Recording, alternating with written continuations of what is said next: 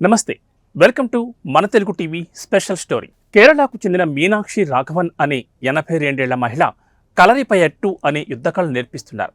ఈ బాధ్యత నుంచి రిటైర్ అయ్యే ఉద్దేశం లేదని చెప్తున్నారామె.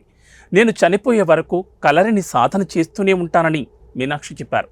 కలరిని ప్రాక్టీస్ చేస్తున్న అత్యంత వృద్ధ మహిళ మీనాక్షేనని చాలామంది భావిస్తారు.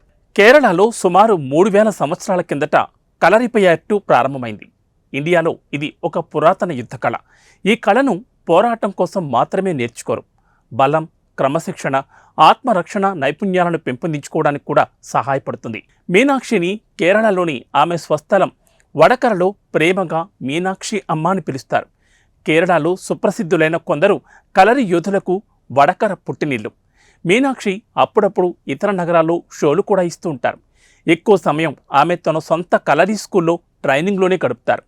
మీనాక్షి భర్త రాఘవన్ 1950లో ఈ స్కూల్ను ప్రారంభించారు.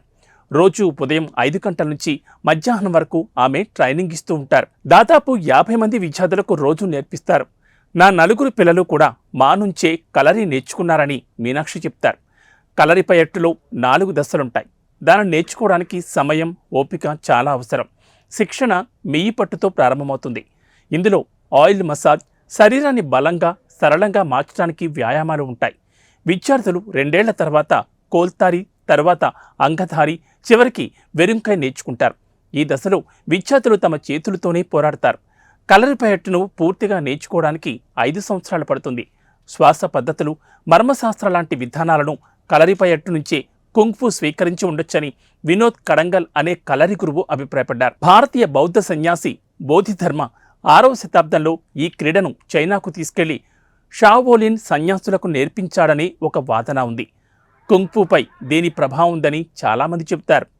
75 సంవత్సరాల కిందట కలరి కోసం ఎర్రటి మట్టి వేదిక మీద శిక్షణ తీసుకున్న మొదటి రోజును మీనాక్షి ఇప్పటికీ గుర్తు చేసుకుంటారు. నాకప్పుడు 7 ఏళ్లు. డాన్స్ అంటే చాలా ఇష్టం. నా గురువు విపి రాఘవన్ మా నాన్నతో మాట్లాడి కలరిపయట్టు నేర్పించాలని సూచించారని మీనాక్షి చెప్పారు. మీనాక్షి గురువు రాఘవన్ కేరళలోని థియా కమ్యూనిటీకి చెందినవారు. తక్కువ కులానికి చెందినవారు కావడంతో కలరి పాఠశాలలో ప్రవేశం నిరాకరించారు. దీంతో ఆయన సోదరులు సొంతంగా స్కూల్ను ప్రారంభించారు. ఆ సమయంలో రాఘవన్కు 15 సంవత్సరాలు. కలరి నేర్చుకోవడంలో అమ్మాయిల పట్ల వివక్ష ఉండేది కాదు. అప్పట్లో అన్ని కేరళ పాఠశాలల్లో శారీరక విద్య తప్పనిసరి. కానీ మేం యుక్త వయసుకు వచ్చిన తర్వాత శిక్షణ వద్దనుకునేవారు అని మీనాక్షి అన్నారు. అయితే మీనాక్షి తండ్రి ఆమెకు యుక్త వయసు చివరి వరకు శిక్షణకు మద్దతిచ్చారు. 17 ఏళ్ల వయసులో మీనాక్షి తన గురువు రాఘవన్తో ప్రేమలో పడ్డారు. వివాహం చేసుకున్నారు. ఇద్దరూ కలిసి వందల మంది విద్యార్థులకు శిక్షణ ఇచ్చారు. కొందరి దగ్గర ఫీజు కూడా తీసుకునేవారు కాదట. ఆ సమయంలో చాలామంది పిల్లలు పేద కుటుంబాలకు చెందినవారే అని మీనాక్షి చెప్పారు. వారి ట్రైనింగ్ స్కూల్ ప్రధానంగా విరాళాల ద్వారానే నడిచింది. అదనపు ఆదాయం కోసం రాఘవన్ టీచర్గా కూడా పనిచేశారు.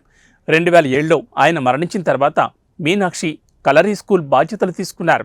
మీనాక్షికి రిటైర్ అయ్యే ఆలోచన లేదు. కానీ ఏదో ఒక రోజు పెద్ద కుమారుడు సంజీవ్కు తమ ట్రైనింగ్ స్కూల్ను అప్పచెప్పాలని అనుకుంటున్నారని.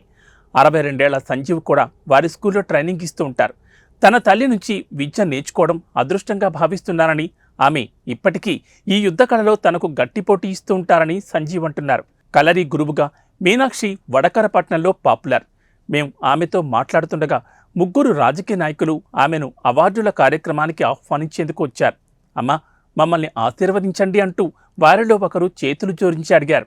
నన్ను ఆహ్వానించినందుకు థ్యాంక్స్, నేను వస్తాను అని మీనాక్షి బదులిచ్చారు. మీనాక్షి విద్యార్థులు ఆమె గురించి చాలా గొప్పగా చెప్తారు. వారిలో చాలామంది కేరళలోని వివిధ ప్రాంతాల్లో సొంతంగా కలరీ స్కూళ్లను నడుపుతున్నారు. ఆమె మహిళలకు స్ఫూర్తి. విద్యార్థుల పట్ల ప్రేమ, శ్రద్ధను చూపుతారు. కలరీ నేర్పే విషయంలో మాత్రం చాలా స్ట్రిక్ట్గా ఉంటారని ఆమె పూర్వ విద్యార్థుల్లో ఒకరైన కేఎఫ్ థామస్ అన్నారు.